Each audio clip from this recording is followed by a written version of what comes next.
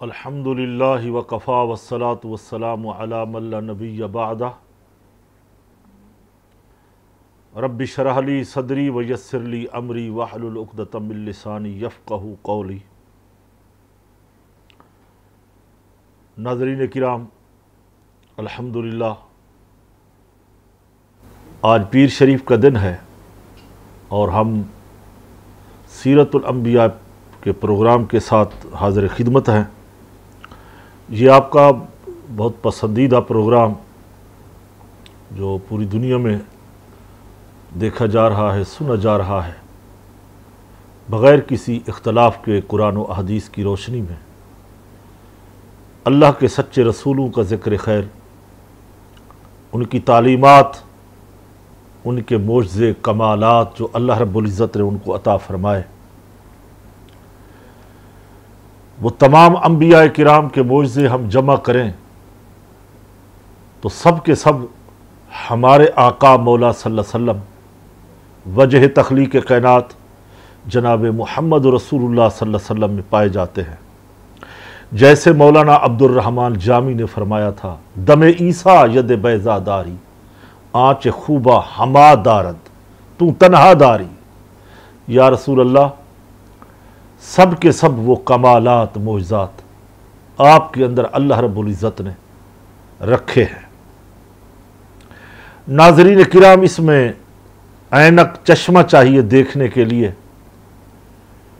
کہ محبت کا چشمہ ذات مصطفیٰ صلی اللہ علیہ وسلم کو دیکھے اور کمالات کو دیکھے۔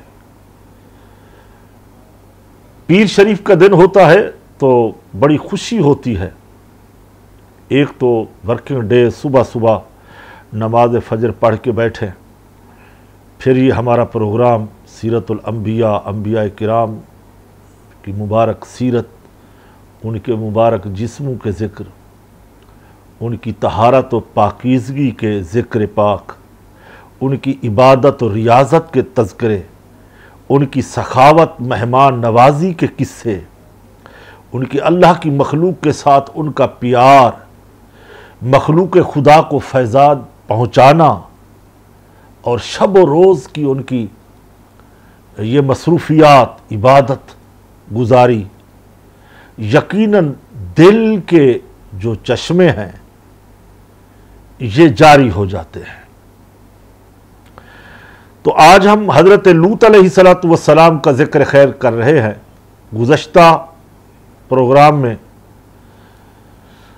یاد ہوگا ناظرین کرام کہ ہم نے حضرت لوط علیہ السلام کی قوم کے اوپر جو اللہ کا عذاب نازل ہوا، وہ اردن کا علاقہ، وہ 5 شہر غرق ہو گئے، تباہ ہو گئے، اور 4 لاکھ کی آبادی کے وہ شہر، وہ بستیاں صفا ہستی سے مٹ گئی۔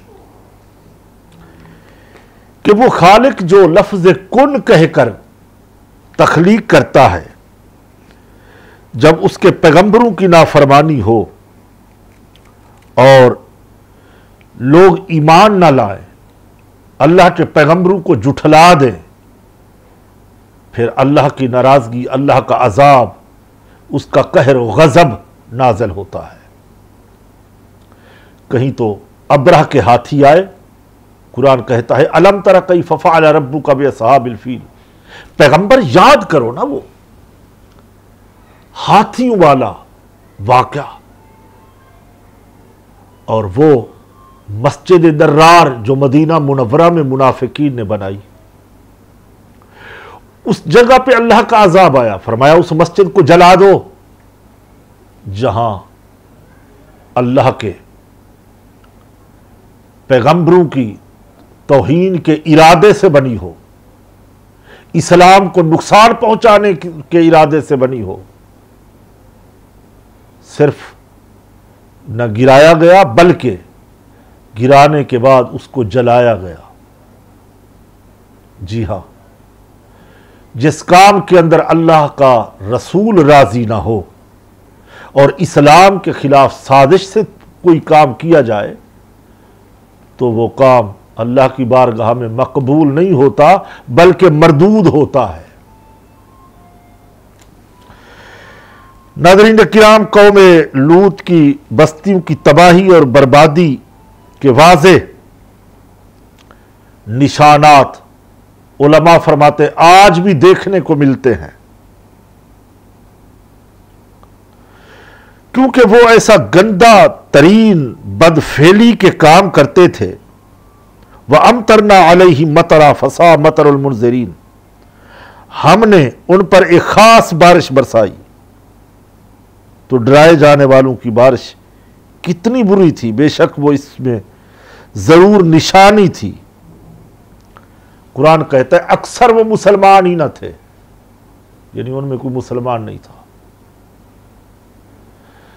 नाज़रीन, एक फिकी मसला अर्ज करूं मैं अपने चैनल के तवस्सुल से। जब ये हम जिक्र करते हैं, तज़किरे करते हैं अजाब के, इसमें हमारी हमदर्दियां कुफार के साथ नहीं होनी चाहिए। ये कहना बुरा होगा कि उन पर अल्लाह का अजाब आया, वो बेचारे मारे गए, वो बेचारे हलाक हुए। ये बेचारे नहीं थे, ये जालिम थे। इन्होंने अपनी जानों पर खुद जुल्म किया था, अपने आप को तैयार किया था जहन्नम में जाने के लिए। दरिया बह रहा था रहमत का, पैगंबर दरिया चला रहे थे। आ जाते, नहा लेते, गुस्ल कर लेते, तौबा कर लेते गुनाहों से। हट धर्मी, जिद, अनापरस्ती, नफ्स परस्ती के नशे में मस्त रहे। अंजाम क्या हुआ? अल्लाह की लाठी चली, उसकी चक्की जब चलती है बहुत बारीक पीस देती है। फिर वक्त नहीं मिलता तौबा करने का। जब फरिश्ते सामने आ जाए फिर कोई तौबा करे तो तौबा का दरवाजा बंद हो चुका होता है। इसलिए तौबा के अंदर नाज़रीन जल्दी करनी चाहिए। हम आज के इस प्रोग्राम में इस फेल की, इस बदफेली की सजा, ये एक जिना से भी बदतरीन गंदा काम है। हम जिन्स परस्ती, यानी मर्द मर्दों से, औरत औरतों से, उनकी औरतें भी हलाक हो गई। यानी 4 लाख में वो औरतें भी शामिल थीं जो औरत औरत से बदफेली करती। इसकी सजा के बारे में हम बताएंगे और इसमें हम आज के अपने इस प्रोग्राम में अहदीस पैगंबर सल्लल्लाहु ताला अलैहि वसल्लम को कोट करेंगे। कौम लूत की बस्तियां जो आज उर्दन का एक इलाका है, उसमें एक अजीब गरीब पानी की सूरत में वो सारा इलाका मौजूद है, यानी वहां पानी है। मुफस्सिरीन किराम फरमाते हैं जिसमें कोई जानवर वहां न पानी पीता है उस जगह का, और हुक्म भी शरीयत का यह है कि उस जगह का पानी, उस जगह की मिट्टी इस्तेमाल नहीं करो, उस जगह का पानी जानवरों को नहीं पिलाओ, उस पानी में से कोई इंसान की जरूरत के लिए काम नहीं करो। मसलन सालन बनाना, आटा गूंदना वगैरह सब शारे इस्लाम ने पाबंदी लगा दी है। यही वजह है कि उस जगह को बहरे मुर्दार कहा जाता है। आज भी वहां जानवर भी जिंदा नहीं रहते, मर जाते हैं, यानी मछलियां, मेढक, कछुए वगैरह वगैरह।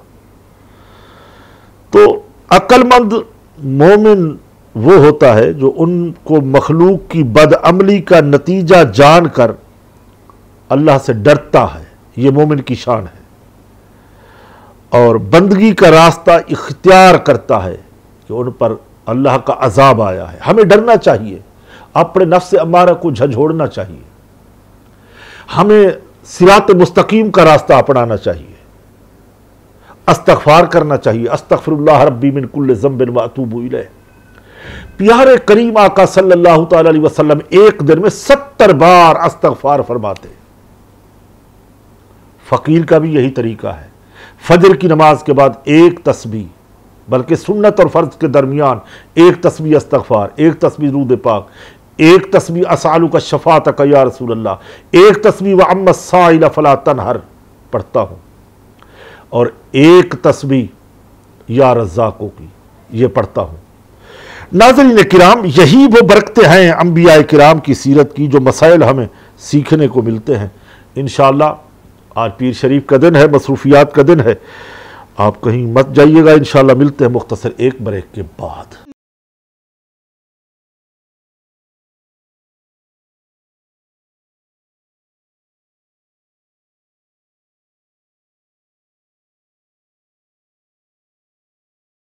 عبرت حاصل کرنے کے لیے، موت کی تیاری کرنے کے لیے، آخرت کی تیاری کرنے کے لیے یقیناً موت حق ہے اور قیامت حق ہے، آخرت برحق ہے، برزخ حق ہے، جنت دوزخ تمام پر ہم ایمان لا چکے ہیں۔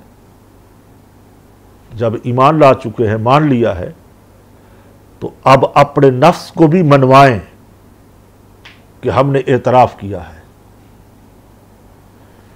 بزرگ فرماتے ہیں اللہ تعالیٰ سے پوچھا کہ مولا تیری مخلوق کتنی ہے؟ فرمایا 1000 بندے تھے جو مجھے مان کر آئے تھے، میں نے کہا تھا کہ الست بربکم، کیا میں تمہارا رب نہیں ہوں؟ کہا بلا، بے شک تو ہمارا رب ہے۔ جب وہ وہاں ارواح سے عالم دنیا میں آئے تو انہوں نے دنیا کو دیکھا، ان میں سے 1000 میں سے 900 چلے گئے دنیا کے لیے، باقی کتنے رہ گئے؟ 100 باقی رہ گئے۔ کچھ نے جنت کو دیکھا، 50 جنت کی طرف چلے گئے۔ کچھ نے دوزخ کو دیکھا، وہ دوزخ کے ڈر کی وجہ سے محبت خدا سے غافل ہو گئے۔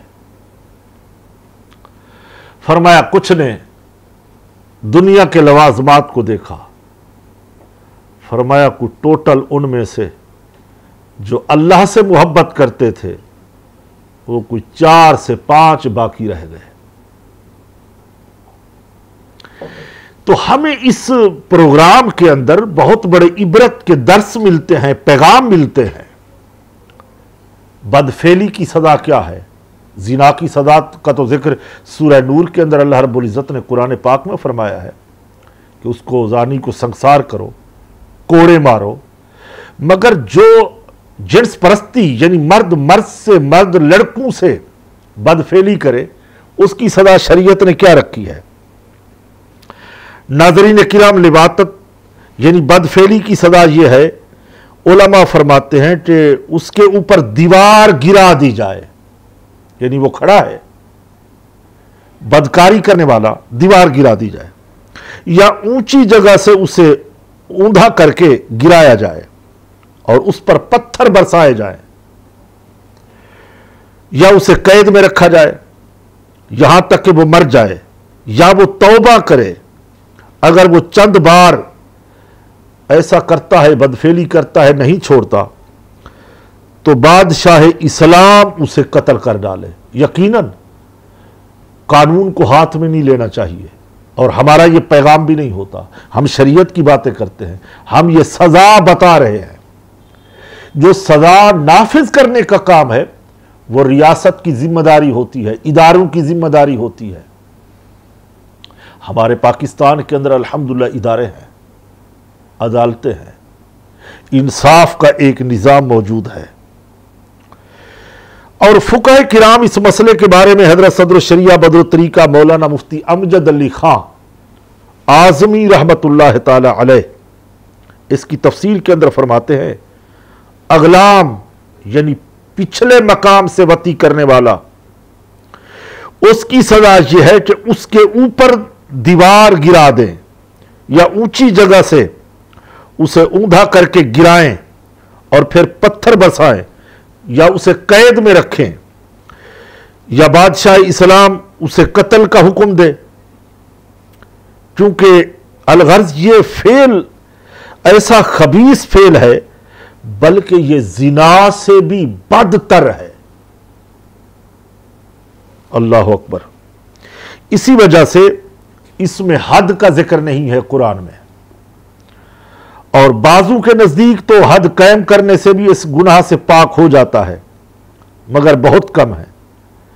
اور مذہب جمہور یعنی اکثریت کی یہی رائے ہے کہ اسے سزا دی جائے اور دیوار گرائی جائے۔ ایک تنبیہ کے طور پہ میں عرض کرنا چاہتا ہوں اپنے ناظرین کو، تنبیہ یہ ہے کہ سزاؤں کے نفاذ کا اختیار جو ہے وہ صرف حاکم وقت کو ہوتا ہے۔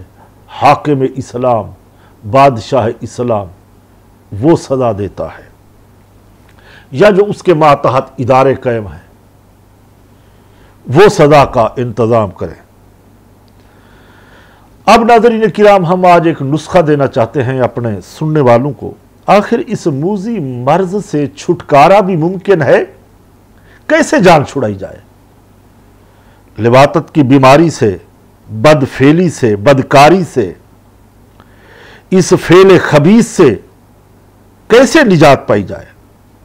جو ہم جنس پرستی کی محبت جس کے اندر رس بس گئی ہو اور وہ کوشش کے باوجود بھی اس عمل سے دور نہیں ہو پاتا تو کیا کرے؟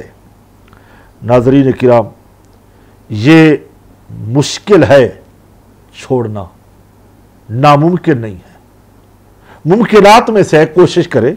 یہ بدکاری کا عمل، پہلی بات یہ ہے کہ سچی نیت کے ساتھ توبہ کرے۔ نیت کہتے دل کے ارادے کو، یعنی سچی نیت کے ساتھ اللہ کی بارگاہ میں توبہ کرے، اس فعل خبیث سے منہ پھیرے۔ پھر دوسرا کام یہ کرے کہ ہم جنس پرستی اور لڑکوں کی طرف جو باریش چھوٹے لڑکے ہوتے ہیں نظر نہیں کرے، یعنی اپنی نگاہ کی حفاظت کرے، بد نگاہی سے بچے۔ پھر اللہ کا خوف دل کے اندر پیدا کرے، اور پھر انشاءاللہ اس سے کرتا رہے نجات پا جائے گا۔ نمازوں کی پابندی کرے، قرآن پڑھے، تلاوت کرے۔ یہ نسخہ بتا رہا ہوں میں۔ یہاں ایک حدیث کوٹ کروں گا، حضرت انس رضی اللہ تعالیٰ عنہ صحابی رسول ہیں، ان سے مروی ہے کہ وہ فرماتے ہیں کہ ایک انصاری جوان کا ذکر ہوا نبی کریم صلی اللہ علیہ وسلم کی بارگاہ میں کہ یا رسول اللہ، ایک انصاری ہے وہ گناہ کرتا ہے۔ تو سرکار صلی اللہ علیہ وسلم نے ارشاد فرمایا کیا وہ نماز نہیں پڑھتا؟ عرض کی گئی یا رسول اللہ نماز بھی پڑھتا ہے۔ فرمایا اگر وہ گناہ کبیرہ کا ارتکاب ہے اور نماز بھی پڑھتا ہے تو وہ انشاءاللہ عن قریب اس کی نماز اس کو اس گناہ سے بچا لے گی۔ چند دنوں کے بعد اس مدینے کے انصاری نوجوان نے گناہ کبیرہ کو چھوڑ دیا، سچی توبہ کر کے ہمیشہ کے لیے سچا نمازی بن گیا، نبی کریم صلی اللہ تعالی علیہ وسلم کا باادب غلام بن گیا۔ اللہ اکبر۔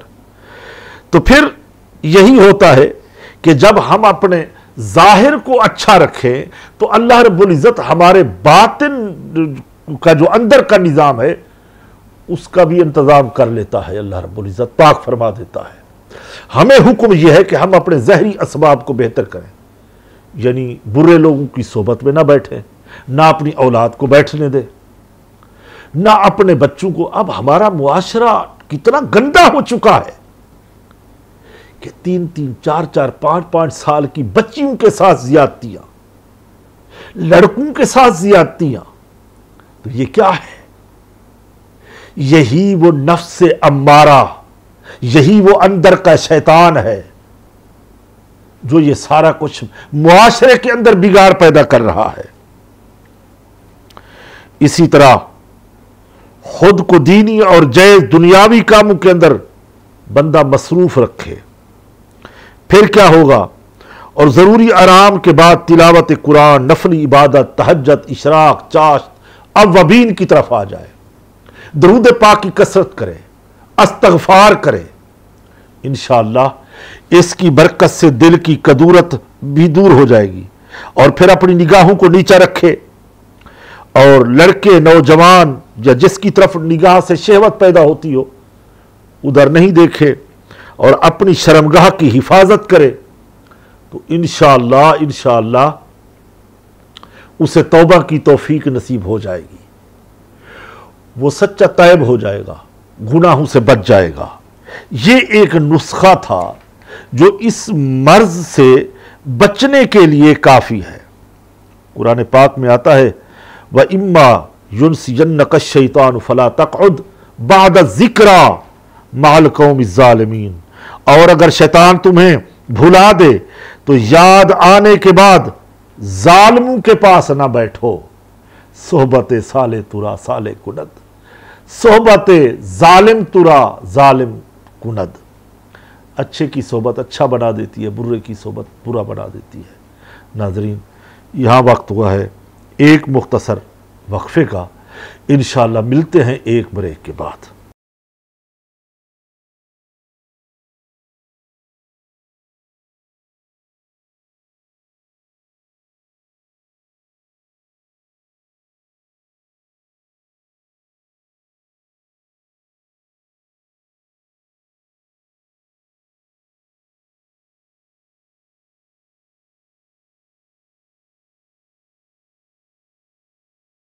एक बार फिर आपको इस पसंदीदा प्रोग्राम सीरत और अंबिया में खुश आमदीद कहते हैं। गुफ्तगू दिलचस्प बड़ी चल रही है। चंद बातें हम इख्तिताम की तरफ जा रहे हैं। एक तो नसीहत की और दूसरा अहदीस नबवी के हम आखिर में हवाले देते हैं कि वो अहदीस जिसमें हज़रत लूत अलैहिस्सलाम और उनकी कौम का तज़किरा आया है।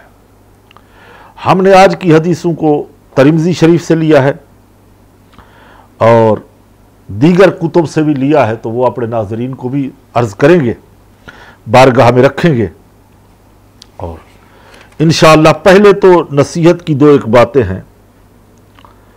सबसे पहले मेहमान की इज़्ज़त और एहतराम ये सुन्नत अंबिया है।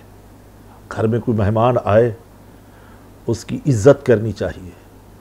जो घर में है, पानी है, चाय है, शरबत, दूध, जितना भी तवाज़ो खातिर हो सकती है उसकी खिदमत करनी चाहिए, क्योंकि मेहमान की इज्जत मेज़बान की इज्जत होती है।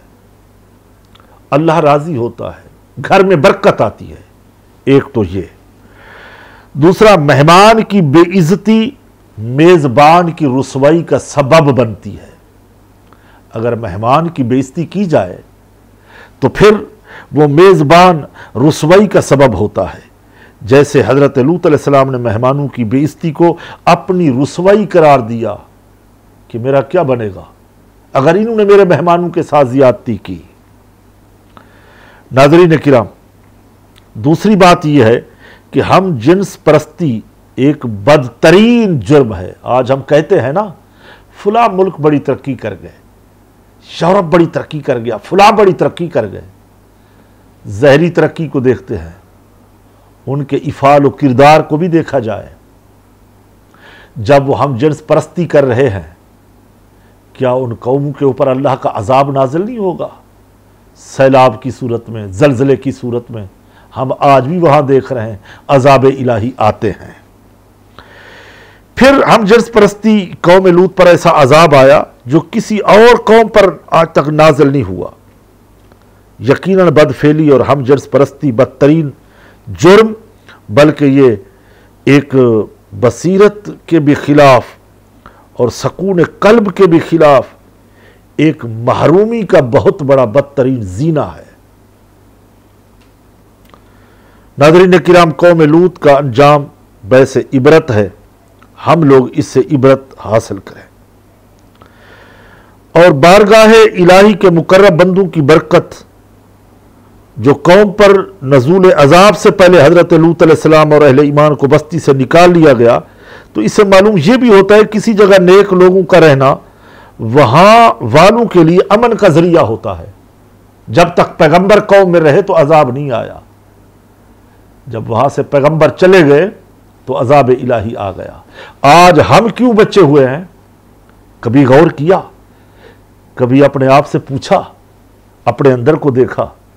किसी का सदका है, किसी का करम है कि हम गुनाहों में जकड़े हुए, सूद में, रिश्वत में, क्या पता नहीं कहां कहां कितने गुनाह हैं जो हमारे ऊपर मुसल्लत है, हम हासिल करते हैं फिर भी बचे हुए हैं।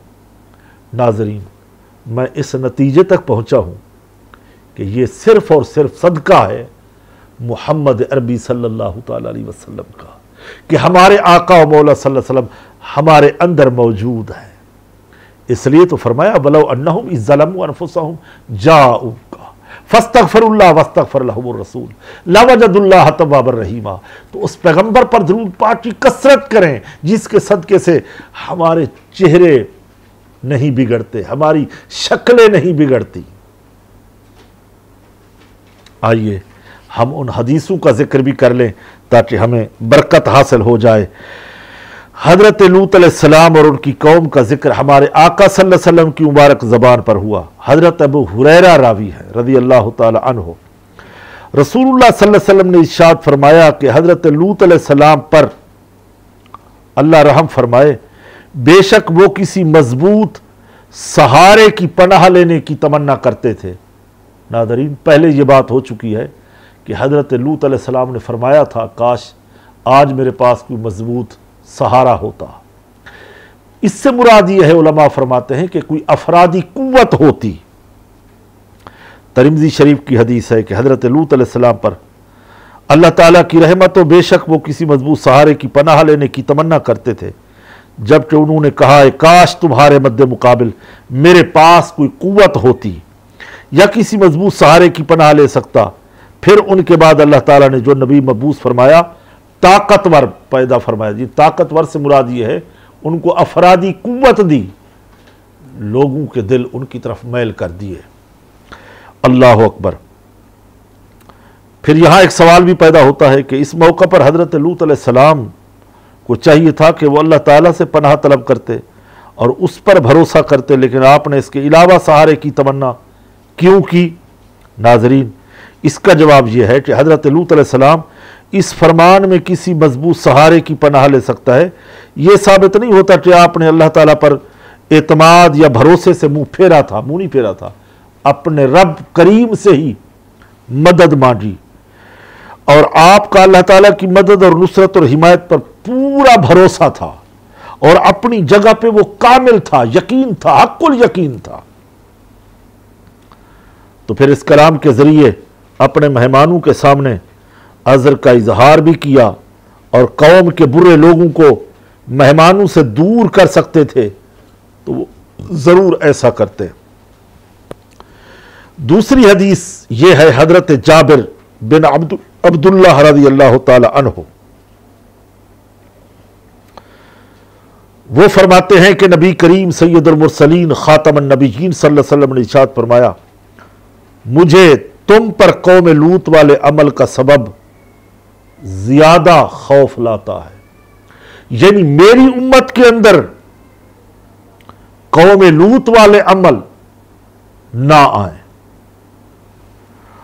اور قوم لوط والا عمل کرنے اور کروانے والے کی ایک ہی سزا ہے۔ حضرت عبداللہ بن عباس جو خاندان نبوت کے چشم و چراغ ہیں، بہت بڑے عالم ہیں، مفسر ہیں، وہ روایت کرتے ہیں کہ نبی کریم صلی اللہ علیہ وسلم نے ارشاد فرمایا، جس شخص کو قوم لوط والا عمل کرتے پاؤ تو کرنے والے اور کروانے والے دونوں کو قتل کر دو۔ اللہ اکبر۔ یعنی بدفعلی کی شرعی سزا یہ ہے، کرنے اور کرانے والے دونوں کو قتل کیا جائے گا مگر حاکم وقت۔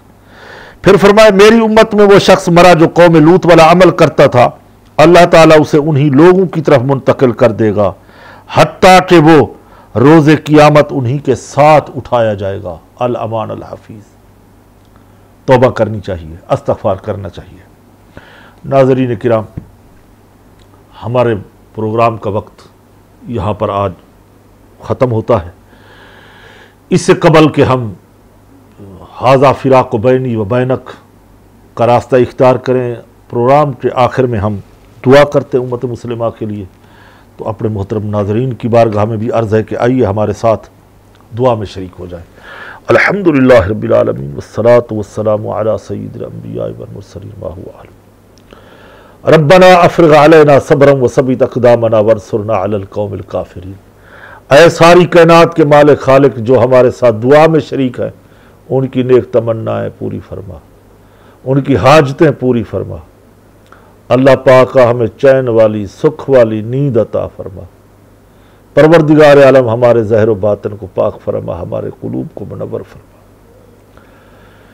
عالم اسلام کی خیر فرما، ملک پاکستان کی خیر فرما، افواج پاکستان کی خیر فرما، پاکستان کی سرحدوں کو مضبوط سے مضبوط تر بنا دے، بیماروں کو شفا دے مولا، ہمارے سچ ٹی وی نیٹ ورک کو برکت عطا فرما، عروج عطا فرما ہمارے چینل کو جو پوری دنیا کے اندر انبیاء کرام کی مبارک سیرت کے پیغام کو پھیلا رہا ہے مولا، ہمارے لیے امت مسلمہ کے لیے تحفہ آخرت بنا دے۔ اللہم اجرنا من النار، اللہم اجرنا من النار۔ سبحان ربک رب العزت عما یصفون، سلام علی المرسلین والحمد للہ۔